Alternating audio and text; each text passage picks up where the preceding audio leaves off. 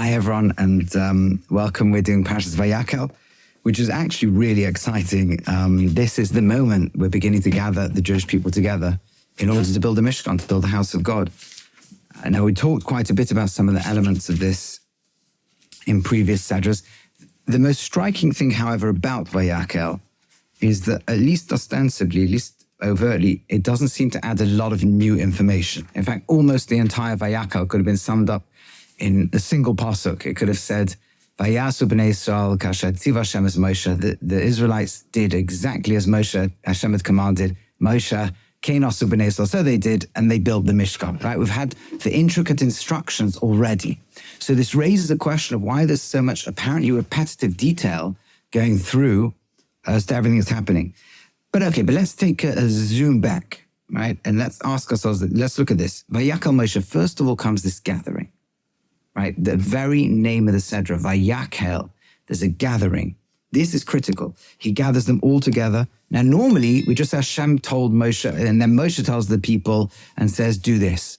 Right, here there's something different. There has to be an hakola, some kind of major assembly. And Rashi points out just how dramatic this all was. This was the moment, the day after God had forgiven the people, given the second lot of the luchos of the Ten Commandments. And now he gathers everybody together. Or Rashi says he causes them to gather together. And then the first thing he says actually is doesn't even mention that it's building the temple. He says you got to keep Shabbos. 6 days you work, right? And the seventh day you can't do any work on it.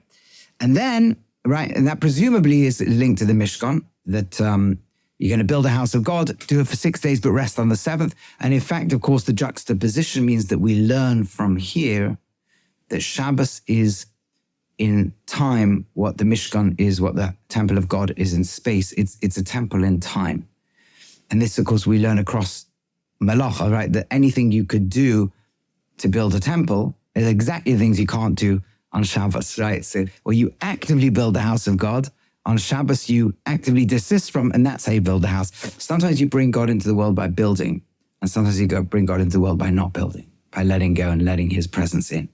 And Moshe is saying the latter, the seventh day, every time stopping, bring Hashem's presence, overrides the active, the form. It has to come first.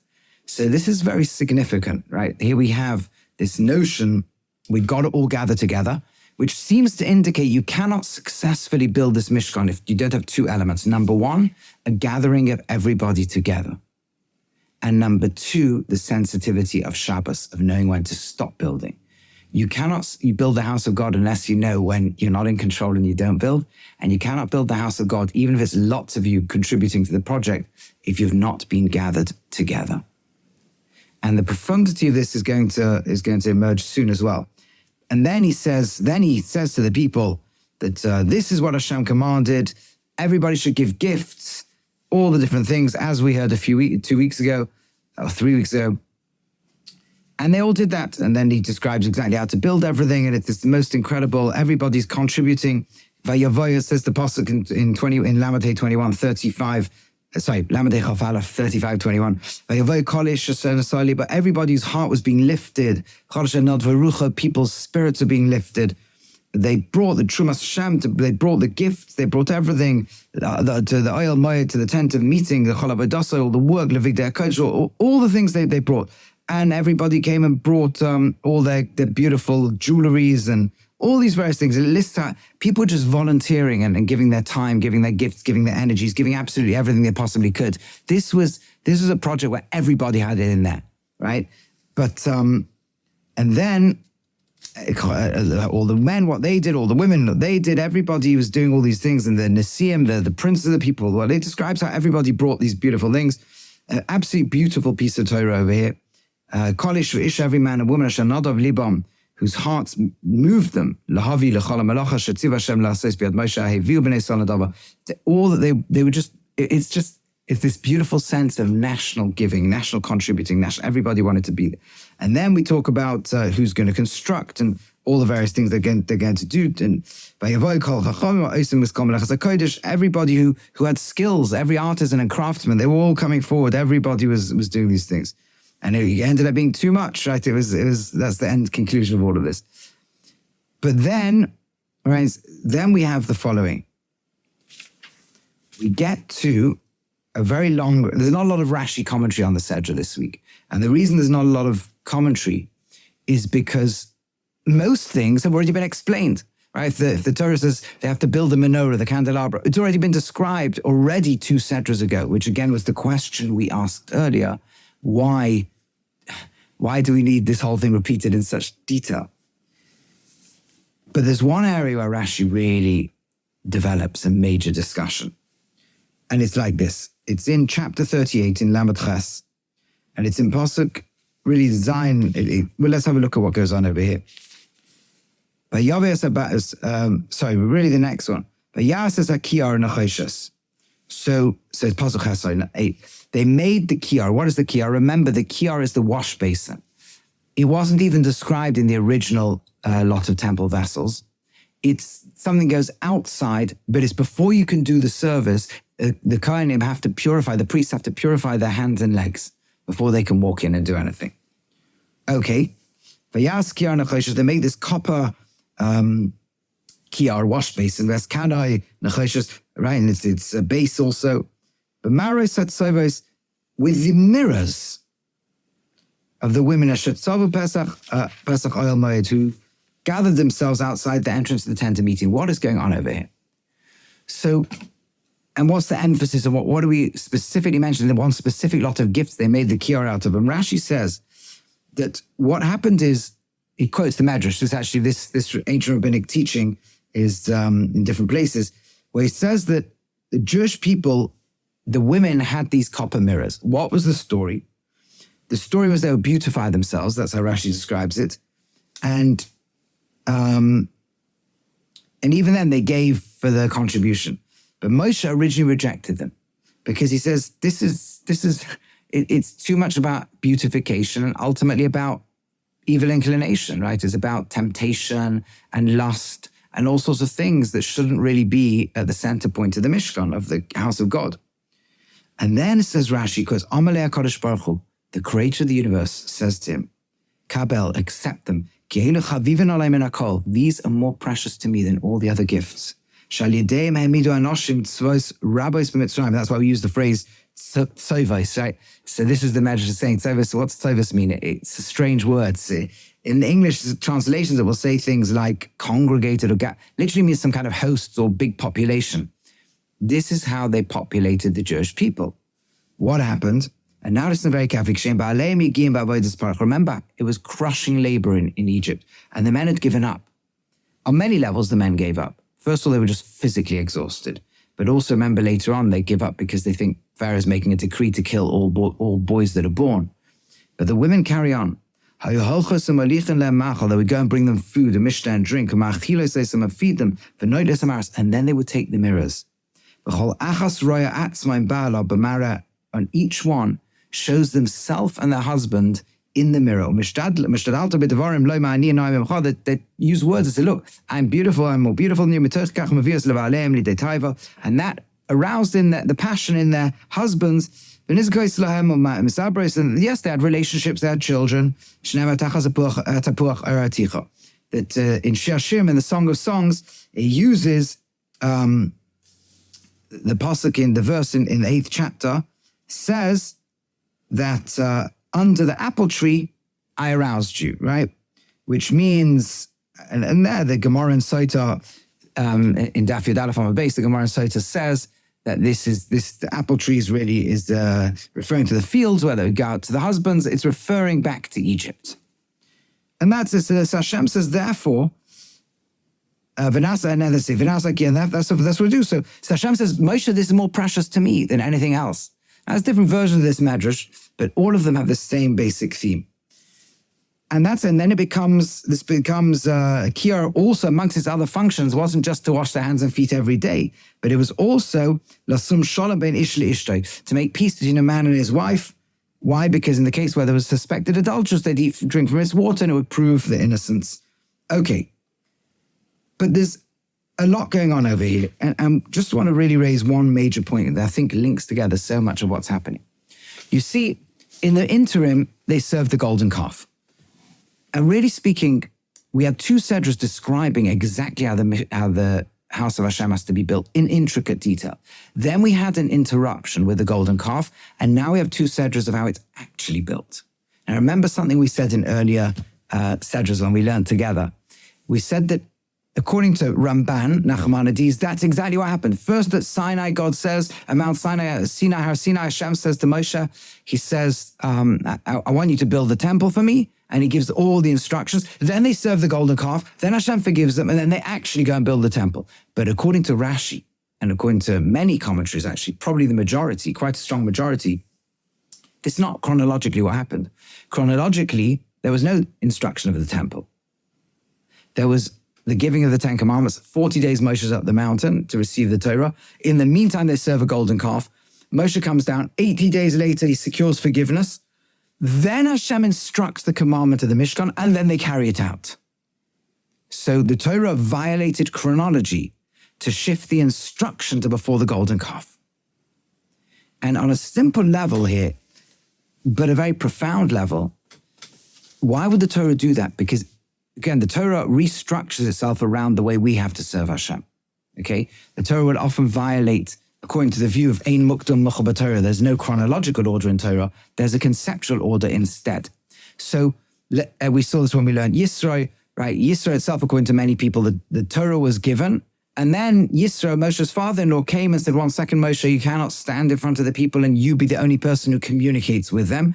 You have to have a hierarchy of people can study under one and then under the other and then climb up until they get to you, or ask questions to the local rabbi, if you like, then go to the more senior ones until they come to you. So why do you put it there? Because after all the sins that we did, that's the only way for us to climb back up Mount Sinai. So the Torah took something from later, put it earlier, because we need that stepping stone. We can't grasp, Moshe's teachings or grasp the Torah. We need to go first to a teacher, to somebody who can give us the law, then that is relatable enough that we can connect to. And when we've transcended them, we go to the next level up and the next level up and the next level up. That's how so we violated the chronology for the sake of giving you the conceptual order. In other words, so let's think, if we were telling a story the way the Torah tells it, imagine you have a coach comes and tries to teach a football team, right? And he teaches these amazing tactics, but then he realizes they're not on this level. They cannot absorb it. So then the coach comes along and says, okay, fine, let's teach you now a little bit that, right, to the lower level. When we report the story, we may teach how he taught the lower level first and then teach how he taught the higher level, right? So in other words, even though in time he tried to teach the higher level first, then had to go down to the lower level, when we write the story of we'd write the lower level. We write the story, if it's an instruction manual, we'll say, look, here's how he taught you how to get from level A to B. Now let's tell you the story of the instructions to get from level B to C, or let's assume C is the higher level. That's what the Torah does. Okay, that's very nice for Har Sinai. What about here? Right, that's nice for receiving the Ten Commandments. And what about here? Here it's the same thing.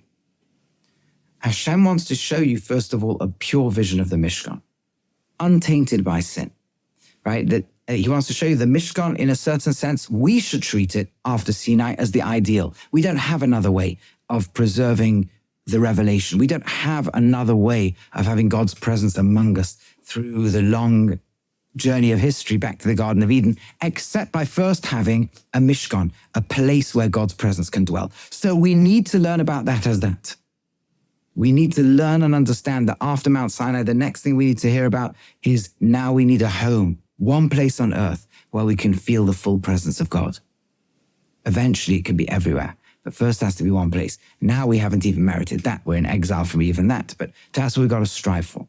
Now comes the next bit, which is what's the golden calf. And all that we studied about the golden calf and the natural inclination to sin and all this kind of stuff. And then, and what it's teaching you now is the gap between the ideal and the action is a universe. In between the two lies the golden calf. So I'll give you an example. For example, you have a great idea. I have a great idea. We have a wonderful inspiration to serve Hashem. We've got a clear vision of how to do it. To carry it out is not just carrying out that inspiration. To carry it out is to fight all the negative drives. The negative drives don't stop the inspired ideas. The negative drives try to convert inspired ideas into self-centered thinking. Right, as we spoke about the golden calf, we explained exactly what it was. It was the idea of replicating God with something they could relate to that could serve them. which on a subconscious level we do. Well, can we change a bit so I get something out of it? The gap between, so this is the point, is the gap between the elevated state of vision and action is where sin lies. And that means that the action is not just, oh, I did what I was instructed. The action is a whole work by itself. Work number one is constructing a vision. Work number two is an action. Every time they gave the gold, that wasn't just, I did what was told. There's a whole battle going on in that giving of the gold. And the Torah shouldn't just write or won't just write, oh, they did everything Moshe said. The Torah is going to, each detail they did, that was a battle. There was work involved in creating that, and they had to create that giving spirit. They had to create the giving spirit. It wasn't a given. There's a golden calf in the way. There's a desire not to have a giving spirit. There's a desire to serve themselves instead. And instead they transcended and they gave and they built the ark. And then they did something else and they built the menorah. And then they did something else. Each one is an achievement. If you just wrote, they did everything Moshe said, you think like, okay, that's the instruction. Okay, now they carried out, there's nothing more to it. But building the house of God is a battle. It's really, really hard. It isn't as simple as, I've studied the Torah, I know what to do, I just do it. That bit of keeping Torah is fine. It's when we study, we know what to do. But now we got to confront every bit of us. We got to confront ourselves. If I keep this or will I be unpopular socially? What will happen to my reputation in town? Will I still have friends? Will people say I've become too frum? That's real work. And it's really, really hard to actually build the house of Hashem. To this day, it's very easy to learn the halachos, to learn all the laws of how to build a Mishkan. But we haven't succeeded for 2,000 years in overcoming enough of the challenges to actually build it. And VaYakhel shows us how to do it. The first thing is everyone together. And in fact, the element that VaYakhel adds that was not yet there are these mirrors. So how do these mirrors provide the answer? What was Moshe bothered by and what was Hashem answering him? Moshe understood and knew that the women had intended to have children. Moshe's own mother and his own sister, right? His own sister told his parents, come on, Pharaoh's only making a decree against the men. You're not getting married. You're not living together means there's going to be no men or women. And that's why they came back together. And in fact, they ended up having Moshe. So Moshe's aware of this. The deep teaching over here and the deep thing that Hashem added that Moshe wasn't aware of. And I owe this insight into Rabbi Weinberg, whose share I heard this from many, many years ago in the old city of Jerusalem. A point that's emphasized every time Chazal raised this is when they showed the mirror of the husband and wife together. When they looked in the mirror, they saw their husband with them. You see, the Gemara describes the Gemara describes the question of a Nazir, right? A person who's a Nazirite who goes to a certain ascetic vow for 30 days, doesn't drink wine and doesn't cut their hair and so on. And generally, the Gemara's there's lots of different opinions of the Gemara. Is that a good thing? Is it a bad thing? And the Gemara talks about the one offering that I think Shimon HaTzadik was proud of the Nazirite offering. He saw a fellow who was bringing the offering and he looked very beautiful. And he says to him, yes, the reason I bring the offering is I looked in the water, I saw my beauty, and I had thoughts of how I could manipulate that beauty to get others, seduce people or whatever it might be. And immediately I recoiled and I realized I've gone wrong. This is something. So I made the Nazirite vow. He said, we need people like you. This is a beautiful thing. But notice when he looked at the reflection, he only saw himself. And any relationship he would therefore enter into would be self-serving, exactly like the golden calf. We explained last week why the golden calf. I'm not going to go repeat the whole thing now. If you haven't heard that share, you can hear that. The women in Egypt, Moshe thought very similarly. Yes, it was good outcomes. They had children, but it's self-serving, right? They were busy beautifying themselves to attract the husbands. And now Hashem says, no, when they looked in those mirrors, they didn't see themselves. They saw a couple. They saw both of them. And yes, in other words, their identity was not self. It was us. This is so profound. Somebody actually asked me literally this morning the following question. They were teaching somewhere and they were talking about this dilemma of giving, right? They were saying how,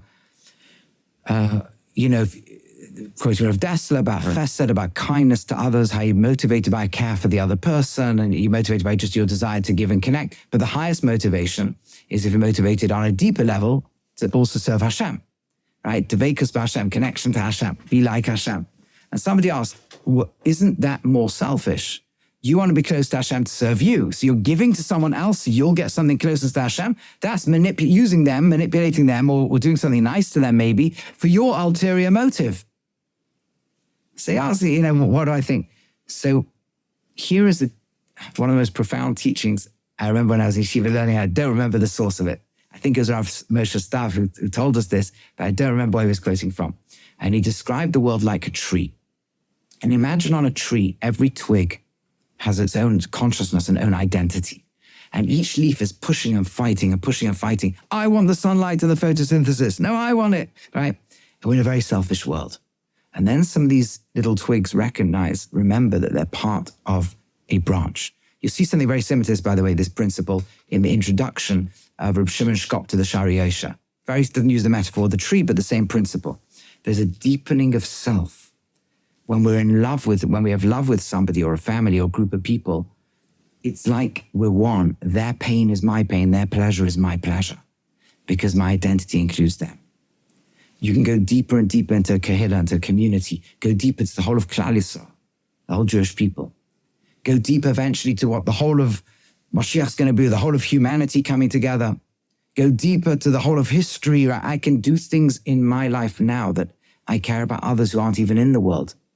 But the deepest place in the whole tree is the root of the tree, the connection to the infinite creator of the universe, HaKadosh Baruch Hu, and his love and will for the universe. So, in English, we use words selfish versus selfless. Now, the word selfless is not a literally true word ever. A person can't do something without their self. The self is always there, right? You say, no, but I want to do it because it's true. Well, then something inside you has to want to do what's true. But I want to do it because it's good. Something inside you has to want what's good. The real difference between selfish and selfless, it's always the self. Who is the self? If the self is just this body, then that's what we call selfish.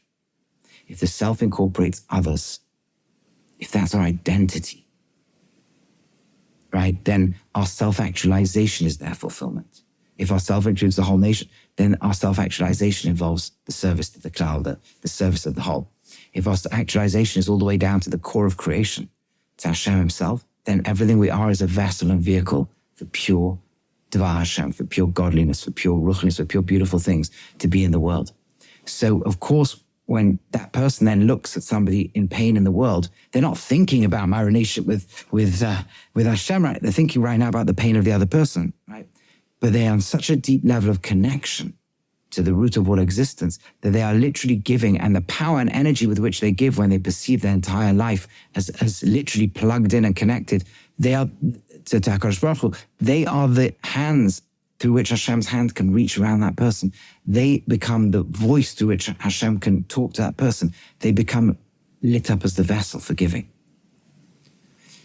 The Nazir who looked in the mirror and saw himself, however much he'd be in a relationship with somebody at that point was a danger. Because since his identity is himself, he's just going to be using them for his own gratification. He might be very nice. He might give them back too. They might get gratified as well. Now, he might treat them nicely or whatever. But ultimately, it's manipulating for himself. And Moshe thought that's what these mirrors were too. And that shouldn't have a place in the Mishkan. But Hashem says, no. These women were motivated by far more. They were motivated, first of all, when they looked in the mirror, they didn't see themselves. They saw themselves and their husband. And that's what they showed their husbands. And then within that context of us and our actualization, then they could attract their husbands and so on. And ultimately their motivation was completely the Jewish people, but it was coming not from a need to activate. You see, you can activate yourself and work for the community because my ego needs this, that, and the other. But if what's really happening is you're deeper and deeper down the tree, our love is the identity, our connection to the identity. Then our thinking about the community becomes for real. It's an identity with everybody else. They were thinking about future generations, and ultimately they were thinking about Hashem. And in that context, it's the purest gift there can be. And that's the gift that will restore harmony in the home, and it's the gift that will purify the kohanim before they go in. And that's why Moshe opens with VaYakhel and Shabbos.